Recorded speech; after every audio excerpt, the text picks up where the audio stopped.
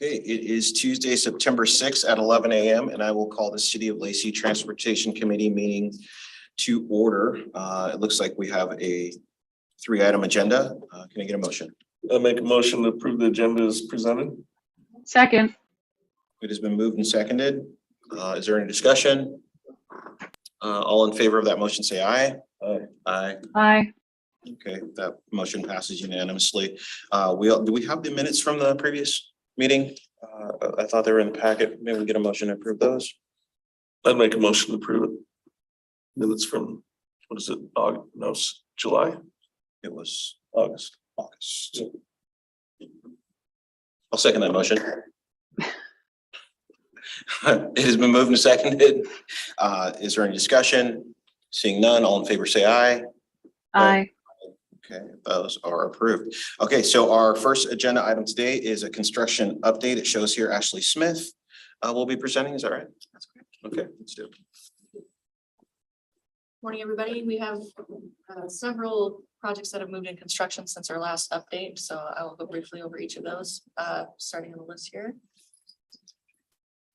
Electric vehicle charging stations was awarded since we spoke last to Elcon in the amount of $462,767. They do have notice to proceed. However, there are significant material delays expected, so we are waiting on documentation to officially suspend their contract, estimated around 6 months at this point.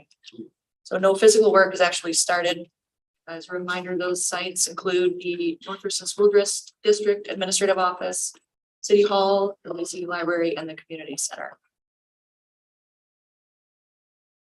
The 2022 overlay has begun. That was awarded to Lakeside in the amount of $2,397,360. And to date, the sections that have been completed paving include Royal Street, shown here at the top. That's along Sleater Kinney, in front of the Kohl's Target complex. Nelson Drive, also known as Half Nelson, and the Arbors neighborhood is complete. This is just one of several cul-de-sacs in that neighborhood. These will all be, restriped and utilities raised over the next coming weeks, or they're fully complete. We also have shown on the top here. This is Marvin Road, north of Hawks Prairie, in front of the Hawks Prairie Sister Standpipe section. And then this photo below is Campus Highlands Drive. Those are both completed as well. Remaining work includes the rest of Marvin Road, quite semi-point. Shown here on the right, this northern section is what you just saw. And then these two southern sections are still remaining. They're beginning on the Evelyn to 32nd section, furthest southern section, starting tonight through the remainder of the week. And then returning beginning September 19th for the center section. And then over here we have Galaxy and Quinault Drive, which are beginning next Monday, September 12th, also include night work. Returning to complete striping and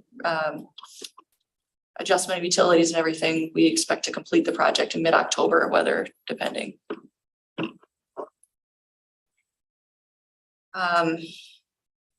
Along the same lines, the 2022 utilities overlay portion is currently a 90% review.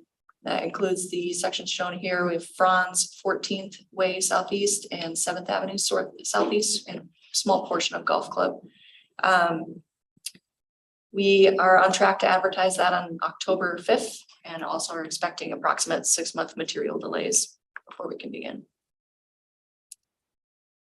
The Carpenter Road overlay portion, including utilities, is in final preparation at this point with a planned advertisement date of October 6th. And that has a 6-month delay estimated as well. That's where the bus barn is, right? Correct. This is in front of the bus barn. So we're working through both order of work and coordination with North Thurston School District on how we can accommodate them during that period. Do you know what the rating on that road was? Like 40? I do not. Pretty Remember. good. I don't remember off the top of my head, but No, this is the one that we said that we were going to try to get in the spring or like when school gets out so that we wouldn't be interrupting bus service. some of the utility work will likely happen in this spring, early summer, but it won't be a full closure impact during any point, but the paving is planned to start in the summer during the off-school Okay. period. That's what I thought. So we're working on some language in the contract to make sure that they're complete, before Labor Day, before those employees return to the bus barn and things. Oh, sorry. Hey, Councilmember Vasquez, please. Just a quick question. I see that we're doing the overlay on Franz. Isn't there also a development being built on Franz, the new healthcare facility? Is that going to be concurrent, or is the timeline not overlapping? The multi-care. Yeah. Multi-care is at Golf Club Pacific. Okay, it's not the same road. It's just in the same area, kind of. Franz is where the Franz is fire A department. little further. Exactly. Oh, okay. I'm thinking of, yeah, it's not as close as I thought. It's not in the same area. A couple blocks away. So there shouldn't be any overlapping impact there. Will we get a copy of your presentation? Is that right? I believe so, Can yes. we do that? Thanks. Rainier, excuse me, Rainier Road pavement repair was also awarded recently to Miles Resources in the amount $246,422. Their notice to proceed is effective on September 16th. And Does that include the work, where the flooding on the train trestle was? yes. The roadway portion. Yeah. Yeah. Correct. That was where I suggested that we dig a big pit. Yeah. This only has a few days of actual paving work, and then there's a 3-week cure. So the estimated completion is mid-October, weather dependent. When you say, Oh, so that's gonna happen soon. Yes, Okay, great. starting September 16th. cure time, is that a time where that road can still be used or not be used? How's that work? I don't know. It just prohibits them restriping the road for that period of time. Oh, okay. Just to make sure that the striping sticks better. There's a time period. You have to wait from the time you pave it until they put the. Two wet surfaces, moisture. Okay. I just wonder if there was gonna be any additional closure time because of the cure time. 2022 sidewalk repairs were awarded to Simmons and Sons. The amount of $461,020. Their notice to proceed was effective on the 9th. Excuse me, that date is incorrect. They are actually beginning work today, starting in the Willows Crossing neighborhood. And as a reminder, that work includes Parkside Drive, north of Yelm Highway and south of the roundabout. 6th Avenue and Golf Club, and then the small sidewalk area in front of Civic Plaza. There's some more photos of Willows Crossing damage that is beginning. They are expected to work in this area for a full month before moving on to another section. So when they do that, okay, so they're gonna remove the tree or are they gonna, how do they prevent future damage? Yeah, that's all. Great question. So the city staff has already come through all of these areas and cut trees down to the stump. The contractor is responsible for digging out the full root ball and cutting any roots that have gone further into homeowners' properties or underneath the roadway. And then they install a root barrier around the whole tree well so that when the future tree is planted, it's more contained without lifting sidewalks surrounding it. So then with the root barrier, how it goes down probably several feet.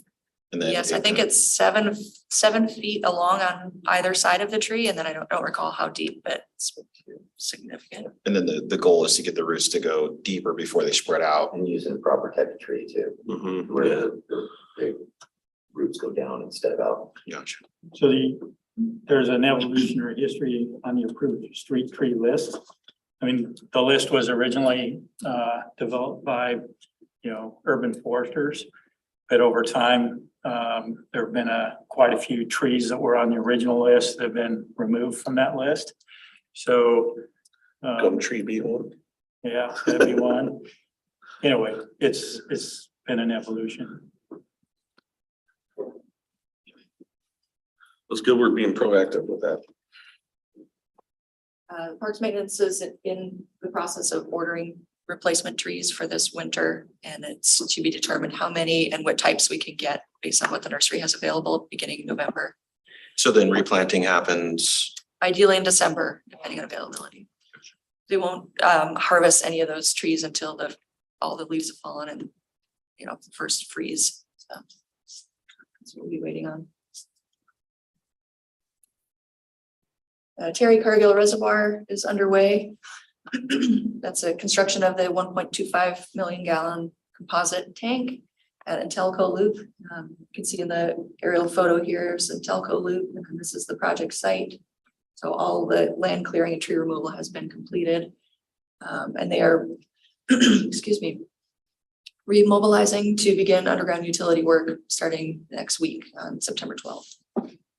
We are currently reviewing the foundation and tank design for approval. So once those are accepted by the city and the design consultant, they can start that foundation work, which is estimated about 6 months for each. I remember when, we decided to cut the budget for the, potential artwork on this project.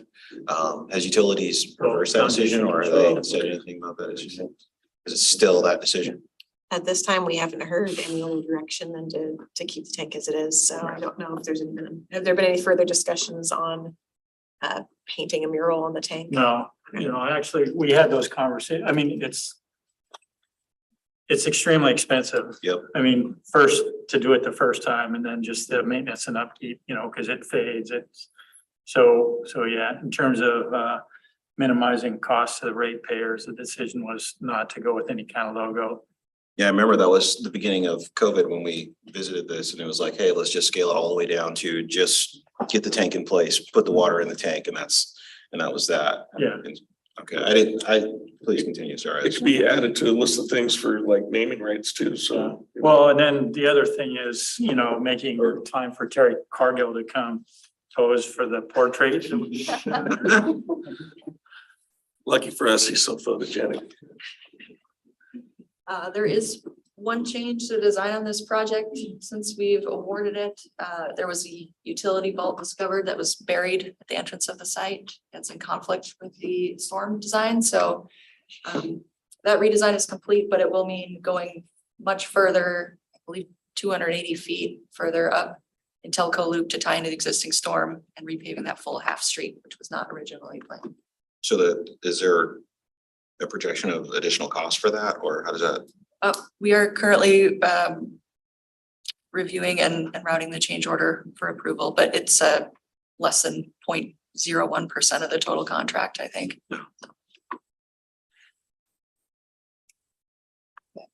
Hawks Prairie Sister Standpipe is constructed and coated. Filling is complete as of last week. The tank is completely full and awaiting its final back T tests to start the startup process. We have the consultant coming out for instrument calibration later this month, and following that pre-startup checklist and everything, our estimated completion at this point is October of this year. When does the maintenance start on the bigger reservoir? Because that's why we built it, right?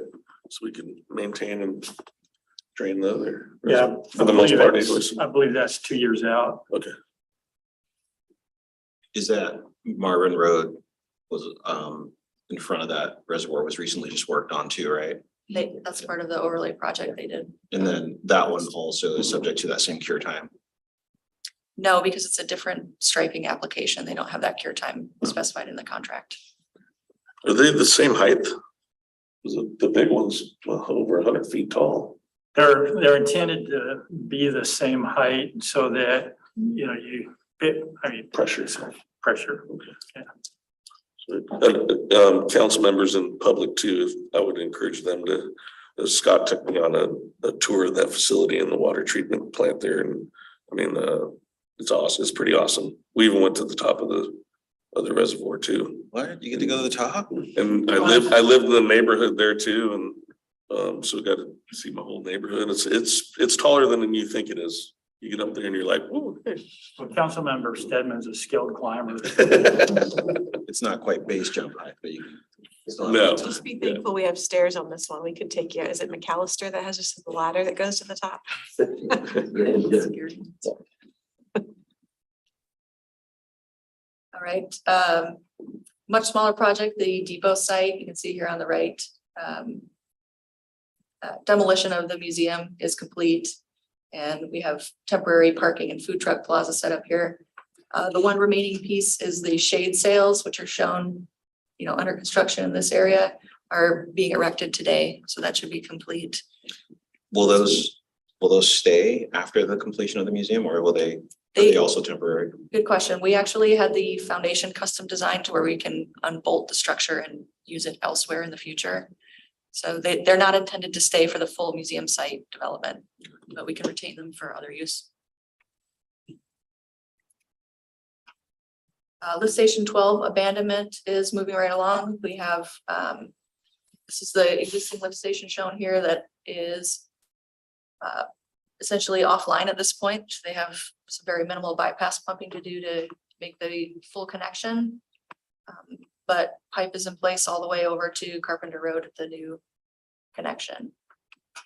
And they've been pressure testing all of those.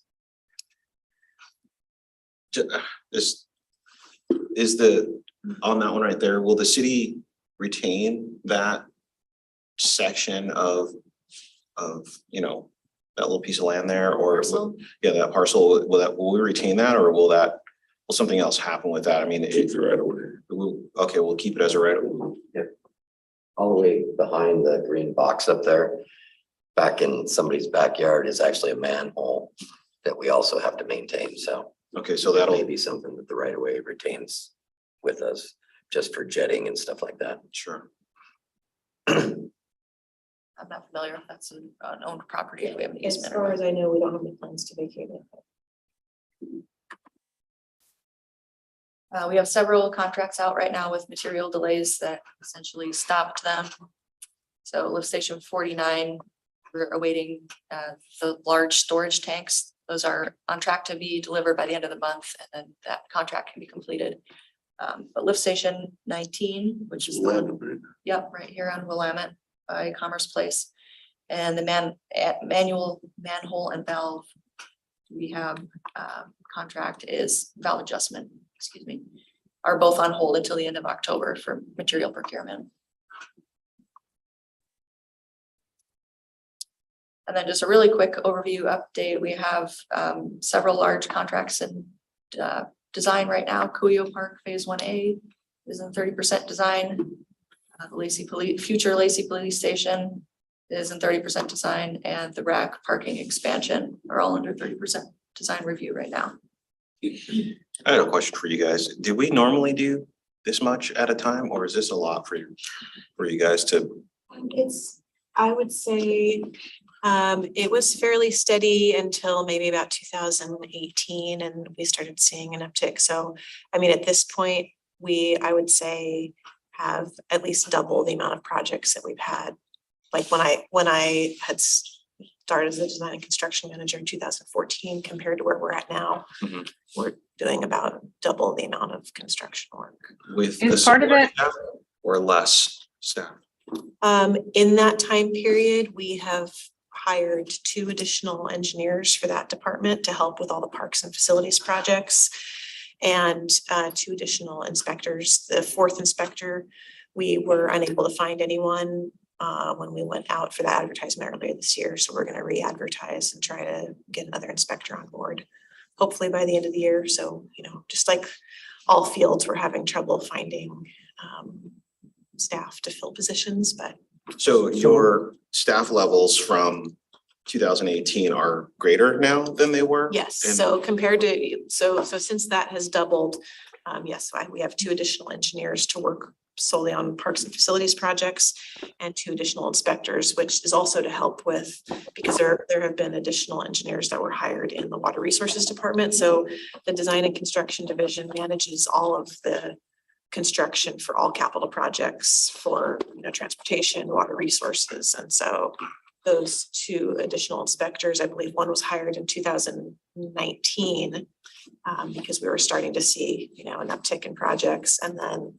once Water Resources was approved for 2 additional engineers, at that point, we decided we were gonna need another inspector to cover those additional projects. So, but the only thing that has kind of helped us is that, you know, Water Resources has also had difficulty finding engineers to fill those positions. So they're still down 1 engineer right now as well. So that's given us a little bit of relief as far as not being able to find the additional inspector that, So So this hasn't just been reactive.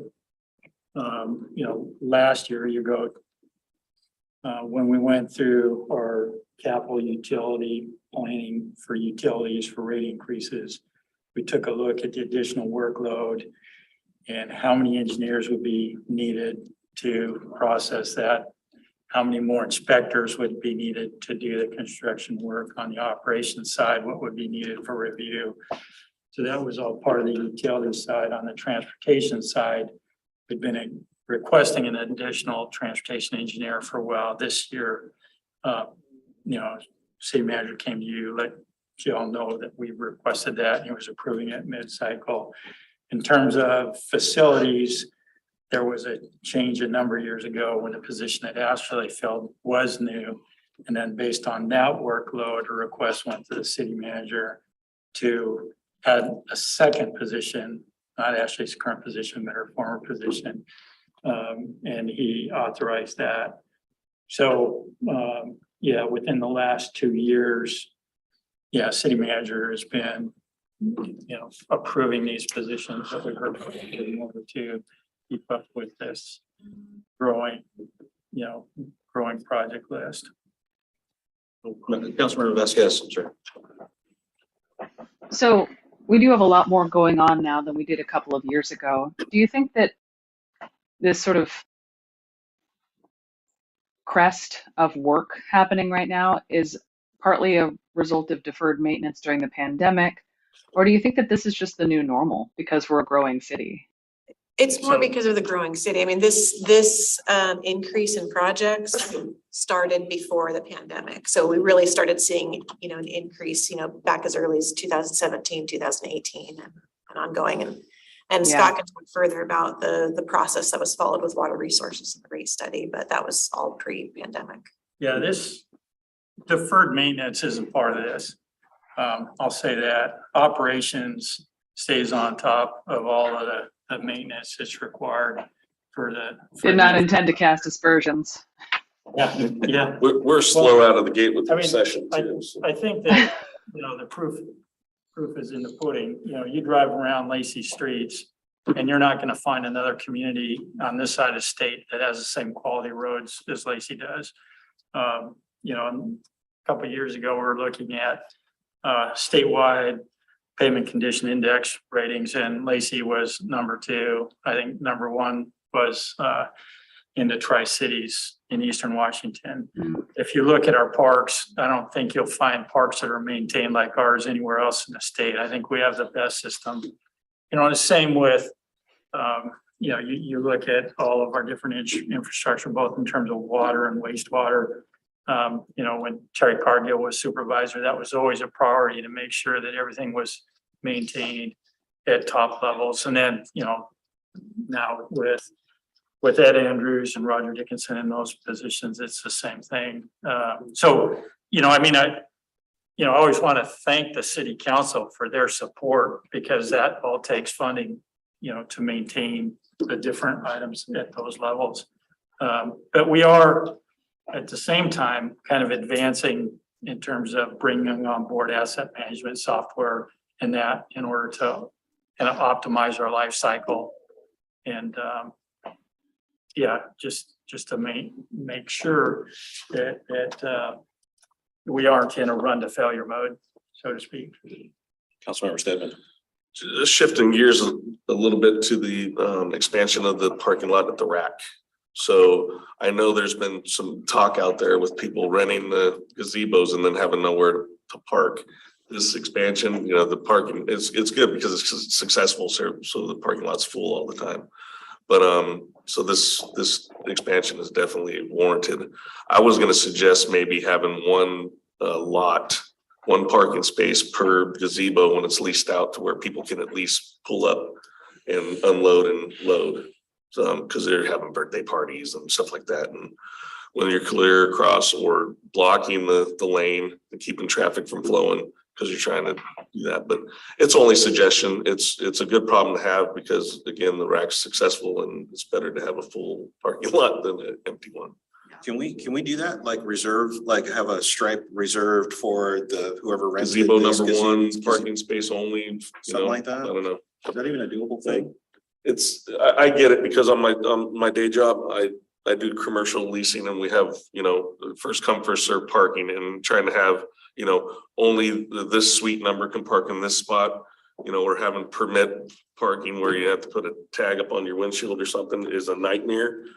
But, you know, people are renting that, you know what I mean? Same my building. So I get the struggle, but, my thing is less about the parking space designated for that, but them illegally parking while they're unloading and loading, and then people can't, then you get gridlock and no cars are I moving. mean, yeah, if I could follow up on that, because I did oversee the transportation department in a larger city of which parking enforcement was under my umbrella. And just to agree with Councilmember Stedman said, if everyone was 100% obedient, it would work really well. But that's not reality, which then means, you know, first you'd have to administer a parking permit system, and then you have to enforce a parking permit system. And that would just drive up the cost to all the users in order to make it successful. So. So like having a gazebo load, unload, stall. Is that something we can check into? And maybe we don't have to, Right. you know, make any decisions at this point in time, but we could, you know, maybe if that's something that is even a doable thing. Loading and unloading, but I mean, people are gonna still park in 2 or 3 parking stalls, you know, because they just don't care, or they're bad drivers or whatever. Or they'll just pull into a loading and unloading space for, that's 5 minutes max and stay there for 2 hours. So, It's, yeah, I mean, you're exactly right. And kind of going back to my experience, you know, just because parking spaces say commercial loading zone, reserved, disabled parking only. If you don't have enforcement, you're not It gonna does get it. mean, yeah. And so look at it this way, when the park is not at 100% capacity, a person will be able to load, unload, no problem at all. When the parking is at 100% capacity, someone's gonna be parked there, True. you know, so there again, you know, we can accomplish anything, it's just, you know, at what What cost. can we afford and what can we So, enforce? yeah. It looks like most of the stuff that we're seeing is a result of lands that we've that we are now making improvements to. So it's, you know, we've had these things, we've processed these things, and now we're able to move forward. It just so happens that now is the time that we're moving forward. So therefore we're, you know, it's causing us more work at this point in time. My goal was to just ask, do you have what you need, the staff that you need to, you know, make this happen? That's all. I think I could still find a photograph of a individual parked in a disabled stall, and our parking enforcement officers provided photo documentation. So first they take a picture of the vehicle with its license, then they go issue the ticket, and with the gentleman with his arm extended highly outside the window with just one finger flying. So, And you know what, here's the thing, enforcement's part of it. you're gonna get a ton of suggestions from us, Yeah, you yeah. know, and, you know, ideas and thoughts about what could be, and if so, how could it be, and that kind of stuff like that, you know, if it pans out, it does. If it doesn't, Yeah. yeah, I don't think either of us are gonna be hurt. That we didn't get it as a gazebo load unload stall, so. the expansion's only gonna help though, so that's a good thing. You do bring up a good point though, especially next summer when we're heavy into construction of that lot, there's gonna be a major disruption to parking at the whole complex because that will be unavailable. And Jen Burbidge is working with the school district to see if we can use available overflow space during that period, but Everybody wants work done, but nobody wants the construction part of the, that goes along with It's it. one So- magically appear. All of a sudden, there's a parking. So yeah, sorry to interrupt. Keep going. that's all I have for construction updates this time. All right, then that takes us to our next agenda item. It looks like Martin will be talking about the 57th traffic calming device. Is that something that's going to be new? Yeah, I'd like to introduce you to Mr. Ron Stormer. He's the neighborhood representative. 57. Yeah. There was no election that I was aware of. You are speaking about bad drivers now too, again. Everybody stepped back and you were the one out there. I think I stepped forward because I complained about the traffic and asked for the traffic studies. Yeah, we've had a few people request traffic calming on 57th between Rumac and Stockton. Let me just, I'm here. oh, I just can't see okay. that far. Oh, Yeah. not to leave Okay, so that- that's, I believe that. that's the road that those little condos are on, and it goes back to that lake. No, I don't Where think is so. that? Rumac is, Rumac? Rumac is. Rumac is. Okay. Is that shared? Yeah, but do you have to open the presentation first? It's open. Okay, yeah. It's not shared though. But Stockton is So this is between Stockton and Rumac. between Stockton and Rumac. That's a lot of people cut through there It's a huge cut through. Can you see it, Robin? because they want to get to They want to get the. Yeah. Mullen Road. Now. That's right. Going east. Yep. Okay. And that is Thornberry, Lake Point. Is it? It's Patterson Patterson Park Park and then is one of, is our HOA. Okay. And Okay. I think that, is that the boundary of the Patterson Park HOA? Is that what that is? Because I No. wasn't sure about that.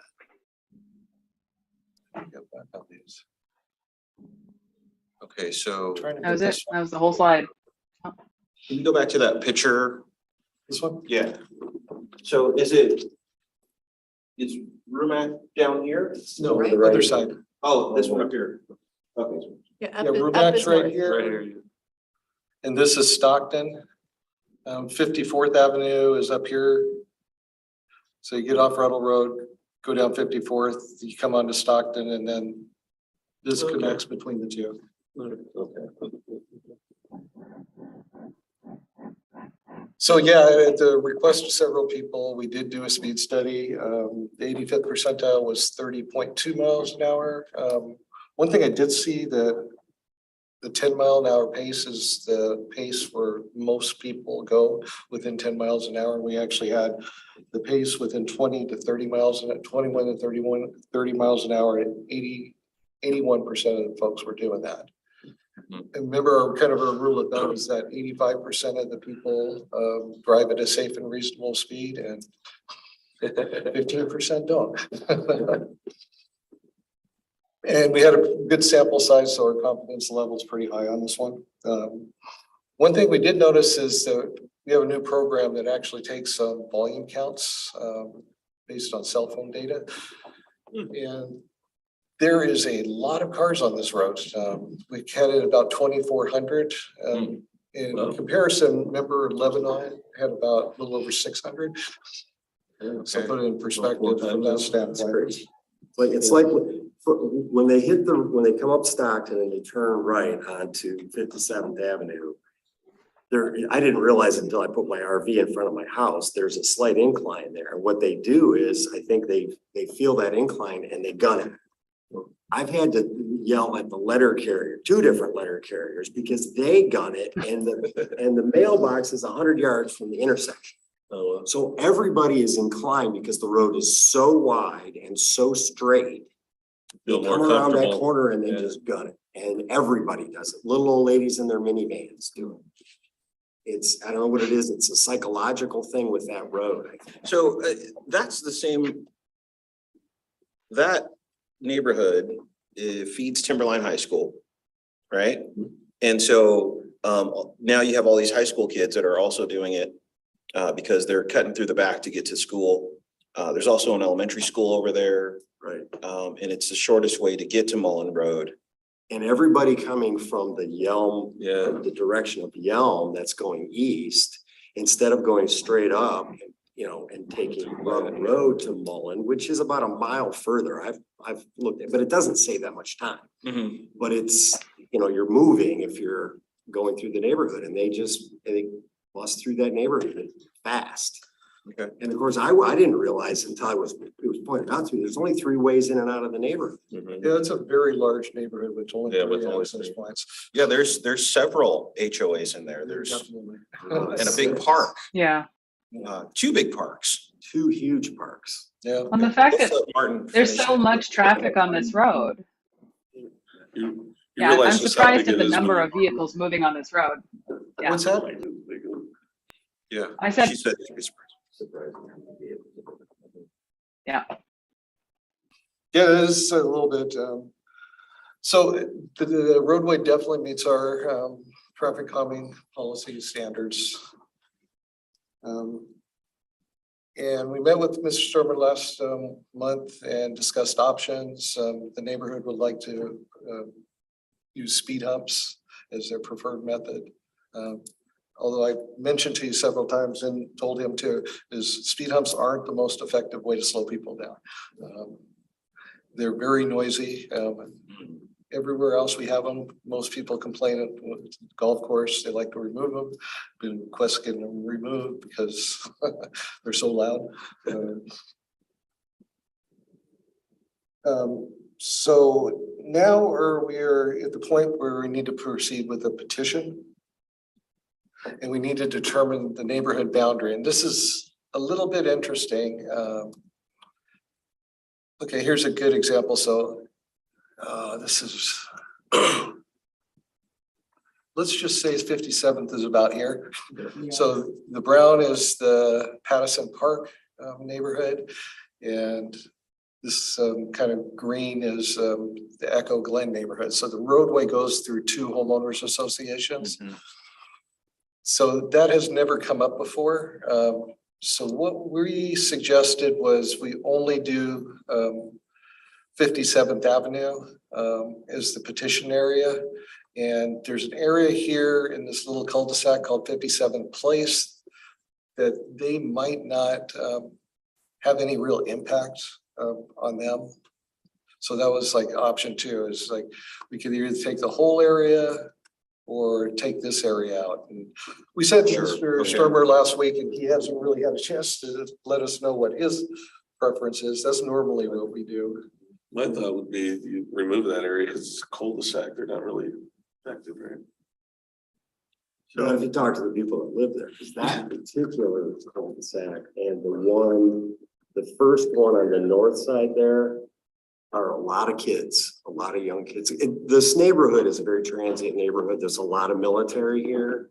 So not a lot of home ownership, but a lot of renters. The problem that you've got, of course, is the home owner could be in Arizona or whatever. Yeah. So the people that live there are very concerned about it. I've talked to a number of my neighbors. I will tell you, the people on Stockton all the way down to Compton have it just as bad, if not worse. I was walking my dog at 8 o'clock last night down Stockton. There was a car coming, had to be close to 50 miles an hour. It's a 25-mile-an-hour zone. But there was nobody else on the road, and it's, again, very wide, very straight road. And of course, I was at an intersection and I gave him the hand signal to slow down, and he gave me a very different hand signal back. But that was at 8 o'clock at night, and there's still people out, people in there, and the problem that I have with this neighborhood, I don't ride my bike. My wife refuses to ride her bike in this neighborhood. There's too much traffic. We have these street strider things like a stand-up elliptical. Absolutely won't ride those in the neighborhood because they're wider and they take up too much room. I don't know what the solution is. I don't know if it's parking, bike lanes, parking, the curb issue to pinch the roads down. I park my car and my neighbor parks his truck. We park right in front of each other. So we create our own pinch point. I don't know what else to do. I'm at wit's end. There are some These very wide people go streets. really fast, and the streets are wider than state roads. And it's clear, so you can see. It's straight as an arrow. I mean, you come around the corner and it's like an invitation to go fast. Yeah. I'd like to make a suggestion about the boundaries. And, since there is a cost sharing here and what we've experienced before, the only people that are significantly impacted and to support something like this. So I would minimize the boundary to the people who you're pretty confident are significantly impacted, which would mainly be the frontages. know, I mean, unless people come in and turn around with the cul-de-sac, my guess is that, you know, these people aren't gonna support it. And that these people back here aren't gonna support it, and that these people up here aren't gonna support it, and that these people in the cul-de-sac aren't gonna support it. You know your neighborhood better. I'm just throwing that out that, you know, that to size it, to, you know, draw your boundaries, you know, to include the people that front this issue. And I mean, maybe all these do, I don't know, but my guess is if I had to guess is that, you know, at least, you know, these people again would not be inclined, as well as these deeper cul-de-sacs, unless they get people that run back there because they don't know where they're at. So are we concerned about who's gonna support it in a vote, or are we concerned about who's gonna pay for it? Well, both. Yeah, both. Because you have to circulate a petition to initiate it. I can get a petition, no problem, and I'll get people all through that and all the way down Stockton, all the way to Compton. But it's gotta be property owners. And it's the parcel owners, not renters. No, we've allowed renters on the petition itself. But They just have to identify who they are. to initiate, but what about when it comes to paying for it? Yeah, when it comes to paying for it, we normally send the letters to both the physical address and the owner But, that's on the tax roll. but who had, when it comes to the vote for payment at the end, That's just the owners. it's just the owner. So again, you could run through this whole process and it So would could be just the owners within that boundary, or just the owners that Yeah, are within the on that boundary. road? Right. That boundary. My suggestion is that you draw that boundary to, I mean, Chris had something he wanted to say, but just looking at it, I don't know why somebody living down in a cul-de-sac would support it. Yeah, so I got 3 separate complaints about speeding on 57th, and one of them was the person who owns house, if you can see the numbers on there, 59. So it's down pretty deep in one of those That's down the cul-de-sacs. cul-de-sac. Yeah. Yeah, that was one of the people that paid me, so I know like with us, if we owned a house on down there. 759. Right there. The close? I'm more inclined to agree with Scott. I don't know your neighborhood, but I know if I owned a house deep in the cul-de-sac, I'd be less concerned, especially when it comes to paying out of pocket, than I would if I was actually on the road of, you know. Well, look, there's no money. I'm the treasurer of our HOA. There's no money, none, zero. We literally, it's $200 a year HOA fees. The only reason I'm the treasurer is Pretty nobody else reasonable. wanted it. And every penny goes to the 3 ponds that we. See, what it all boils down to is the homeowners that vote on this at the end are the ones that are gonna be voting, yes, we're willing to spend extra money or not. Well, one thing is to remember too, All right, thank you so much. Wait, what's your name, sir? Ron. Ron? Okay, Thank you so much. Ron? Yeah. I want to tell you one thing.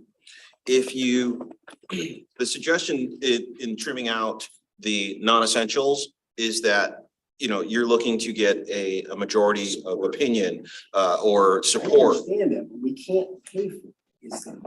Is that we'll never be able to pay for it, especially if you're not talking a whole HOA. All you're talking about is the affected properties. You divide, was it, you said with $30,000 a speed bump, that's 90 grand divided by, it's just, it's. Well, hey, sir. I'll call. Do we have contact information for him? Okay, let's proceed. Well, that was one thing. Yeah, what I did is, remember, on 57th and Rumac, we had speed humps about 20 years ago. Did twisted diverters and the speed humps, went through the entire process, and the neighborhood voted it to remove it afterwards. And we mentioned that to them. Chris and I were talking about finding some cheaper alternatives, like some pre-made speed humps. Because the last time we did it, we actually took Olympia's bids for speed humps, and they were running between 13 and 16,000 a piece. Because really small job, a lot of handwork. And I just did inflation like 3% to bring it up to current. And every one of my projects has been really high this last year or so that have been coming in. So I was trying to be real upfront with him on. So do we have what we need to do the temporary, or are we? No, we don't. We don't. Okay. Have we ever considered contacting the local asphalt companies? Cause I know a lot of times they have excess asphalt from a job that it's gonna be waste. And if we had, I think asphalt's the cheapest part of this. Yeah. Tell you the truth. you know what I'm saying, we could maybe have a waiting list or a thing to where if they had a project with, they could just, take that extra quarter or half a day and do a random speed hunt somewhere that was already pre-approved, or I don't know, just a thought, because, I've had asphalt companies come to my place of business and say, hey, we'll do this section for so-and-so because we have a job that was canceled and we have a whole bunch extra. Well, there's a couple of issues with that. One, durability of asphalt has a lot to do with the temperature that it's placed at. Yeah. And if you have asphalt sitting on the side somewhere or batched up, yeah, that's can be problematic. Yeah. So at this point, we are at the petition stage, Correct. if even that. Yeah. That was the intent, is put this together on the boundaries and write a petition for Mr. Stormer and. I mean, if we're gonna do this, we want the best chance of success at it, and trying to be realistic, at the same time, because, at one point there was stuff in place and it was removed. You've experienced Lebanon, Yeah. how, and it's just the nature of things that a few people can say everyone feels this way. But when it comes down to, you go through the process, Oh, not sorry. everybody. Next feels up, that way in the end. Yeah. Councilmember Vasquez, please. I know it depends on how we draw the borders, right? Who's included in the petition, which the homeowners are that are going to pay for the installations, but having a better understanding of how it gets paid for would be helpful to me. Because I hear Ron's concerns about the cost for the homeowners that live on that strip, whether it's the property owners paying for it, and the fact that they're a little HOA, they don't have, large fees, so they don't have the money up front to pay for it. How does the cost get assigned to the people if the petition is supported? So, please, go ahead. Oh, well, I That'd be just so had important. an idea about the petition, but, So to answer your question first, all the voting members, we split the cost across the voting members after we pay our share, is that right? Right. Yeah. Okay, so then the remaining costs would go to the voting members. In the case of Lebanon, I think it was gonna come out to somewhere in the $200 and something per voting member would pay. And even at that low of a cost for, I think it was, what, 1 or 2 diverters? Two diverters for that street was gonna cost each voting member $200. And they said, no, thank you. In this case, I don't know if we have as many people in this as we had in that. But we're talking about, an additional calming device. So an additional cost with maybe just as many, or if not fewer people. I don't remember the exact number of people that was for Lebanon. I reached out all over the country. Well, and I know for a fact that one of the city employees lives in Echo Glen, and I guess they just had a extra assessment for a stormwater issue they had. I didn't go and get into the details, but I know that they were thinking the same thing. I want to say it was about 80 residents, and this, if you add up all those, that's pretty close to 80. It Do was they have to pay it all at once? Or is it something that can be some- paid over time? Shannon? Martin, just for clarification, because I know we've talked about our share and their share, can you tell us what the split is per policy? Per policy, it's a 50-50 split. So we cover half of it. And the homeowners pay the other half. And then we've discussed a bunch of different ways to do it. We could do like a yearly assessment to their water bill. It's not like it's all up front. But there's also to a certain extent skin in the game, you know what I mean? Right. If you really, really want something and you're willing to pay for it, that means you really, really want something, and it's just like, not just a, wish list. In my entire career, I've only met one person that actually likes speed humps if they lived anywhere near them. So, if, at the petition stage, I mean, you don't know if you really want it until you see some kind of results and either, physically you just see it or you've heard that it has good results or whatever the case may be. So in order for them to know if they even want this, we would have to put it in place and go through the petition process and put it in place to see. Right, and we do a temporary installation. And that's kind of where we were going with it, is there's some pre-made stuff that we put. Kind of you just hammer down. Basically, Stick down. glue down and hammer down for a little bit, and then maybe we could just use that but we need to follow up with some costs on that. Chris and I were talking about a really great thing, because I went out there this morning, I saw 2 cars parked on the street, and as wide as it is, that's kind of asking for. So if you bulb out all those intersections, that would have quite the impact too, but we haven't done a cost estimate on it.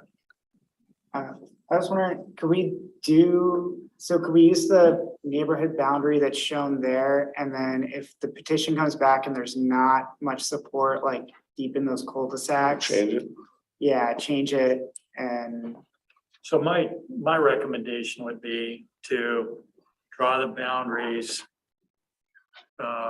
with just the fronting properties, so that the petition that's circulated for the trial is representative of who's going to actually vote on it. And there might have been one person back in this cul-de-sac, but I think when it goes to and if they were a renter or a property owner. It was a property owner. So my guess is though that the majority of people in those cul-de-sacs would not vote to contribute. And Councilmember Vasquez. And Please. Go ahead. So I think I agree with Scott that the people who have the most deeply felt interest are more likely to be invested in addressing the problem. So I think drawing the boundary lines for the petition closer to where the road is, where the speeding is happening, is a good idea. But can we make sure that as we're putting the petition together, we're really clear about the actual financial impact to homeowners if the vote goes yes, and the fact that maybe it doesn't need to be paid all at once, all up front? Because, $200 may be a lot for some people, but if it can be spread out, that could make the difference between them supporting something or not. So if the boundary lines are cut, then for every house that's lost, cost goes up for the next house, for the houses that are in it. So we may not be talking about $200 a person or $300 a person, a house in the end. We may be talking about closer to 5 or 6. Yeah, pre-pandemic, I had a pretty good handle on costs. Right now, I have no clue. Everything is so much more expensive on all the small work projects. So we experienced obviously on Lebanon that the traffic calming proposal failed at $200 a piece. And this So- one would be like So 2,000. So distributing it more and having it at $200 a piece doesn't ensure success. I would restrict the boundaries to whatever boundary fronts up against the actual main, what is that, 57th? It's 57th, right? Yeah. And just that line there, and if your property isn't adjacent or butts up against that road, then So let me ask you this question. Do we have to outline boundaries prior to petition? We should. Because Because we got to know who to send it to, right? Well, if the petition process shows us that, houses 14, 15, 12, 60, 59, 50, all those houses deep in the cul-de-sacs aren't really responsive to the situation, then we cut them out. Does that help the cause? Does that help ensure that maybe we will get more support? Yeah, the only balancing act would be then the cost would increase per parcel. Right, but we're talking about increasing before we even ask at this point. Right, but it would be harder for us to give that cost estimate in the petition if we don't know how We many have to people give we're a cost dividing it estimate. between. And so I think that would be Do more we- difficult to get someone to vote on it when we're saying, we don't know what the costs are. It depends on how many people vote, you know? Yeah. It's just a petition, it's not a vote. Or Well, but you're trying to get their support for it or without showing any but- cost. Yeah, in the past, what we do is we tell them the pros and cons of whatever traffic calming device they want. Because in traffic, there's nothing that's a pen or a silver bullet. There's cons to everything that we do. All right, so is the question that's before us, do we circulate a petition or do we not circulate a The petition? question is, what's the boundary? We're at the petition step. I mean, another option could also be we do a little bit more diligence on kind of the costs and draw up some potential boundaries and then review this at the next transportation committee unless the council wants to take action today. That's true too. I think that's a good idea. I'd like to have two options, right? A narrow cut for the petition and what the costs look like for that smaller group of people versus the whole neighborhood that's shown on the map right now and the costs if we go with that group. But you know, people, in my opinion, get frustrated when they ask for something and it's delayed, red tape, whatever you want to call it. And months later, nothing's still done. Maybe we should go with what we have here. If it's not successful, then cut it down to just the houses affected or vice versa. But I'd like to do something now. We should always do something when we can, whether it's, right or wrong, or, just do something. That way, at least people have the confidence that something's going on. If we do the whole neighborhood, then those houses that we could restrict it to would be, at least know the process is going on too, or just try this smaller process and see if there's, because if anyone's gonna support it, it's gonna be the people that are directly impacted by it. Well, remember, this is, the full neighborhood is huge. Yeah. So, No, I meant just the red boundary, the proposed. So I agree with one thing. Hope deferred is not good. And my question, I guess, would be, if we were to take a look at two different scenarios involving two different sets of how many houses, how long would that take to come up with? I think we should have it prepared for you by the next transportation committee. Oh, easy, yeah. And so I guess just to provide us definition, why don't we take the district that was up there is one option. The other district, it only includes those that front that area. Then we'll come up with a map. It also includes in there, how many of those are owner occupied, if we know. Would just be based on assessor information, whether the owner address Is the same. is the same. So we'll include that. And then just based on speed humps, an accurate cost of speed humps, maybe inflated out 2 years, what the cost per parcel would be for those two options. Does that sound? Yeah, that sounds good to me. And we can also reach out to the gentleman that was here to let him know that we are working on options and that way he's not feeling like we're ignoring him. Absolutely. And in addition to that, Scott, I would say, so it sounds like the cost of the asphalt speed humps and then also the alternative costs, if that is a potential. Okay, so speed humps, right? For the longest time, they were painted yellow. Are they still painted yellow? No, whatever. Okay, so in front of Best Buy, right? They painted the road. Yeah, there was no speed. No speed hump, it's just. And I knew it and I still slowed down. It only takes 1 or 2 trips for you to know it's fake and then you're. That 15 percentile picks up on it really quick. Because they're speeding everywhere. And I don't know if you've seen some of the cars out on the road, but some people don't value their vehicles as well as others, so they'll fly over those things, no problem. That's the two type of people that drive over the speed humps, and you get the people to slow down, but then they'll accelerate right afterwards, and you'll always hear that. And the biggest complaint I hear is that the people that don't slow down, you hear that thump, thump, thump all night long. So I have a house in this neighborhood, right? And so I know how bad this is needed, especially on Stockton. And so I would love to see those two projections brought to us so that we can, at least show the neighborhood and say, hey, here's your options. Here's what we can do as a city. Option A, option B, include all this, include all of them. And then at least that way, going into the following winter, we're moving forward on something that might help them. Because they may be presenting us and bringing this to us at a time right before something bad happens. You know what I mean? Yeah. Like, it's, I mean, honestly, this is like a guessing game, because if you look at our collisions throughout the city, there are very few in the neighborhoods. They're always on the main arterials mainly, where there's a lot of congestion. So what are you looking for official recommendation with action or just like a head nod? We'll bring back An at the option. next transportation committee, What you talked about, the two options, right? so there'll be the two different districts. should, Which include renters versus owners.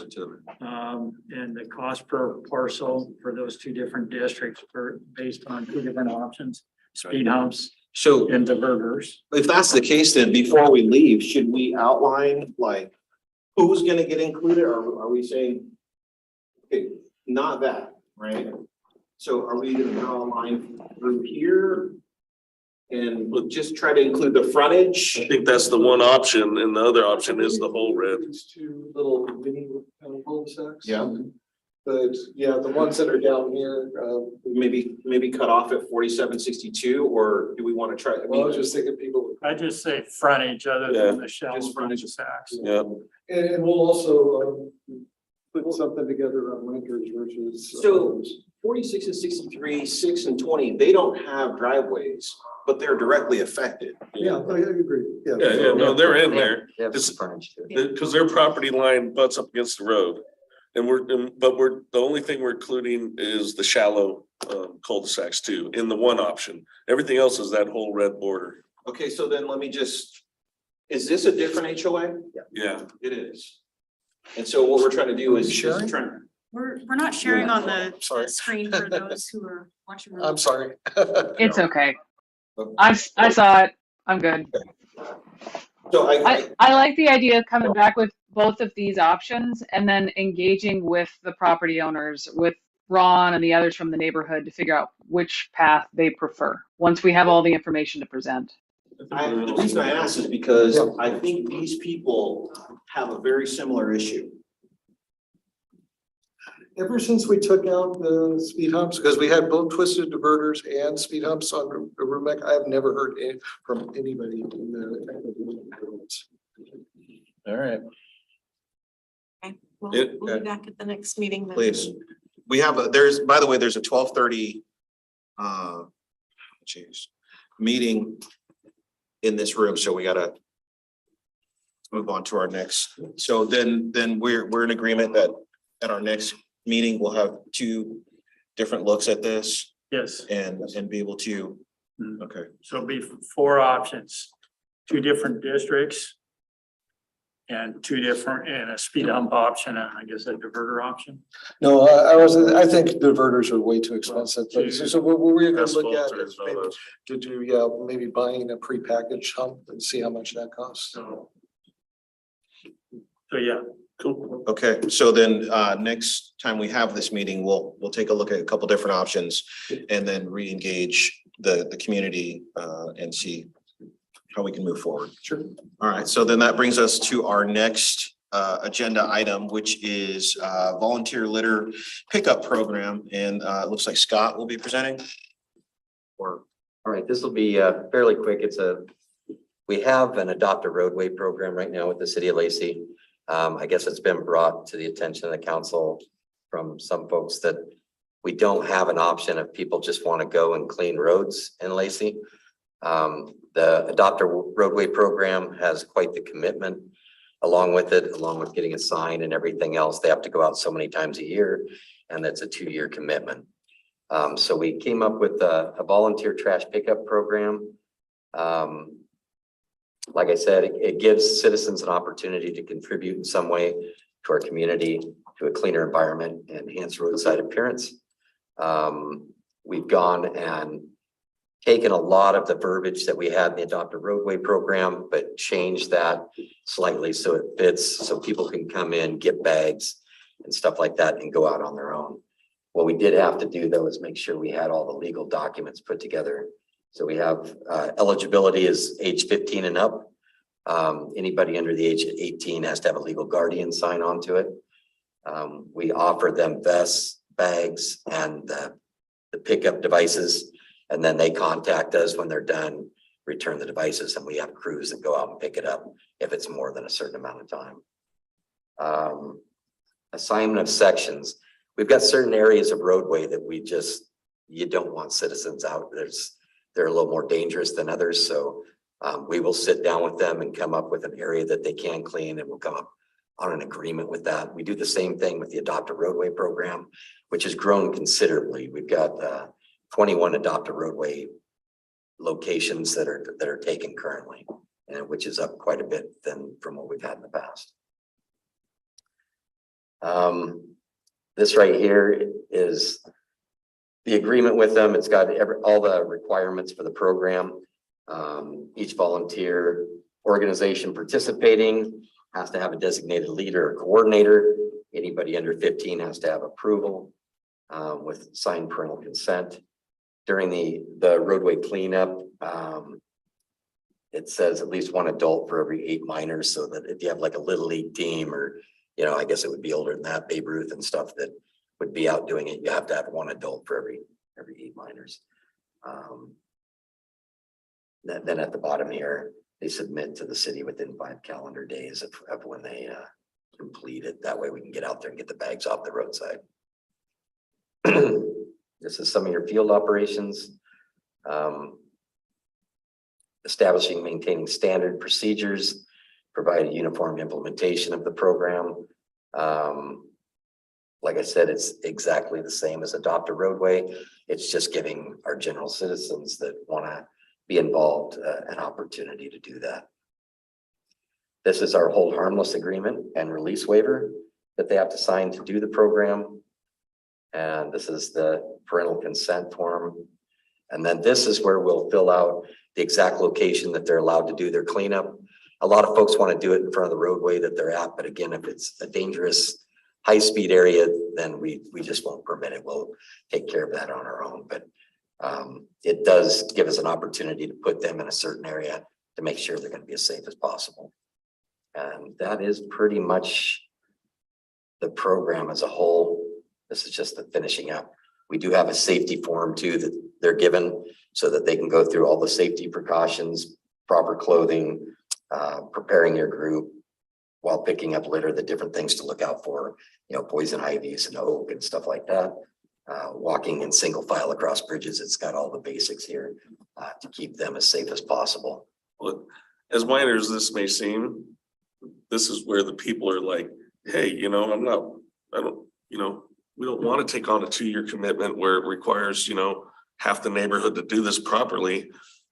Have some more reasonable for a micro scale, a couple, And we've had couples go out or family. And so this is the people, airing concern and the city listening and adapting and the way it's supposed to work. And we've Whether it's had on people something- come in asking, to do stuff, and we just didn't have a program for that. And like you said, the commitment was a little much for a lot of them. Because the Adopt a Roadways, you get a sign, everything, you have to meet certain criteria all the way through reporting how many people, everything else, for the other program. And it's great for like a Lions Club or a business that wants to get their, employees or whatever involved or. High school key club or something like that, going out and doing things like that.